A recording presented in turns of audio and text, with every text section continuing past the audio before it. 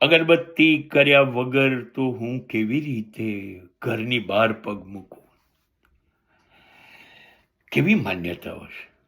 અગરબત્તી ઉપર ચોક્કસ માવો છે, એક સળકડી છે જેની પર સુગંધિત વસ્તુઓ લપેટવામાં આવી છે, જેને પ્રગટાઈએ એટલે સુગંધિત વસ્તુ બળે અને ખુશ્બુ ફેલાય.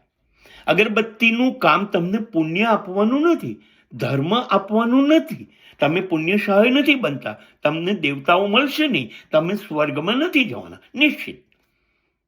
એક સામટી 1,00,000 અગરબત્તીના ધુગાડા કરો, તમે ઈશ્વર પાસે નહીં જાઓ. અગરબત્તીનો મતલબ છે ખુદને સળગાવી દો, ખુદનું બલિદાન આપો, પોતે પ્રગટી જાઓ અને પોતાના કાર્યોની, પોતાની જીવનની સુગંધ ચારે બાજુ દુનિયામાં તમારી આજુબાજુ ફેલાવી દો. એ અર્થ છે.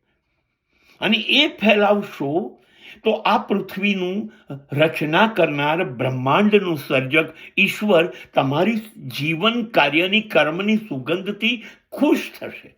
આ છે અગરબત્તી, જેમાં તમારે સળગવાનું છે અને તમારા ગુણોને મહેકાવાના છે.